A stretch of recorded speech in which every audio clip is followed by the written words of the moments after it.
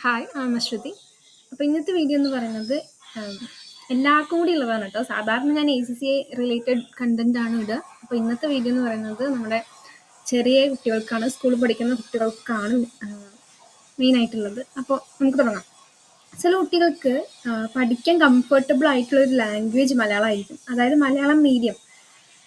നമ്മളിപ്പോൾ physics, chemistry, biology അതൊക്കെ മലയാളത്തിൽ പഠിക്കുന്ന ആ സംഭവം ഉണ്ടല്ലോ, അതാണ് ഞാൻ ഉദ്ദേശിക്കുന്നത്. അപ്പോൾ അവർക്ക് എന്താണ് ഇംഗ്ലീഷ് ബുദ്ധിമുട്ടാണ്, എനിക്ക് മലയാളം മീഡിയം മതി അങ്ങനെയൊക്കെ പറയുന്നുണ്ടാവും.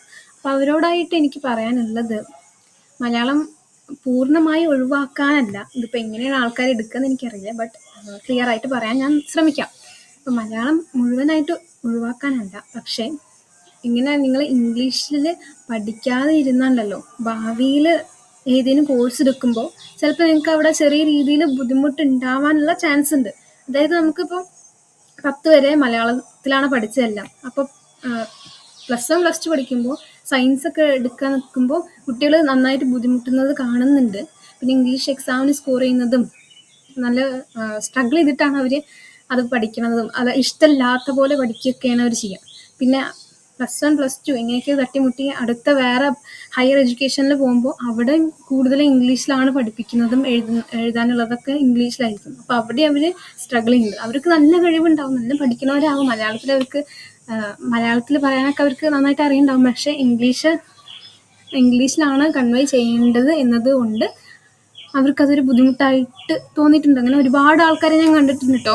അപ്പോൾ ഇനിയിപ്പോൾ സ്കൂളിൽ പഠിക്കുന്ന കുട്ടികളോടായിട്ട് എനിക്ക് പറയാനുള്ളത്, നിങ്ങൾ ഇംഗ്ലീഷ് കംപ്ലീറ്റ്ലി വിടരുത്. ഇങ്ങനെ ഇഷ്ടമില്ല അങ്ങനെ പറഞ്ഞിട്ട് കംപ്ലീറ്റ്ലി പഠിക്കാതിരിക്കരുത്.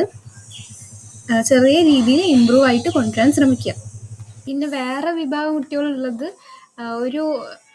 ഒരു ക്ലാസ് എത്തിയ പിന്നെ നമുക്ക് ഓപ്ഷണൽ പേപ്പേഴ്സ് എടുക്കാമല്ലോ. അപ്പോൾ അവർ മലയാളത്തിൽ കൂടുതൽ എഴുതി ഉണ്ടാക്കണമെന്ന് വെച്ചിട്ട് മലയാളം എടുക്കാതെ വേറെ ഹിന്ദി പോലുള്ള സബ്ജക്ട്സ് എടുത്തിട്ടുണ്ടാവും. അപ്പോൾ നമുക്ക് മലയാളം സംസാരിക്കാൻ മാത്രമേ അറിയുന്നുണ്ടാവുള്ളൂ, എഴുതാനും വായിക്കാനും അറിയുന്നുണ്ടാവില്ല.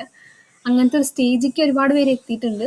അപ്പോൾ അങ്ങനെ ആവാതിരിക്കാൻ ചെയ്യേണ്ടത് എന്താ വെച്ചാൽ, നമുക്ക് മലയാളം ന്യൂസ് പേപ്പേഴ്സൊക്കെ വായിക്കുക, പിന്നെ അതുപോലെ തന്നെ മലയാളം സ്റ്റോറീസൊക്കെ വായിച്ചാൽ നമുക്ക് അതിൻ്റെ ഒരു ടച്ച് വിടാതെ ഇരിക്കാൻ സാധിക്കും. വീഡിയോ അവസാനം വരെ കണ്ടത് ഒരുപാട് നന്ദി. ബൈ.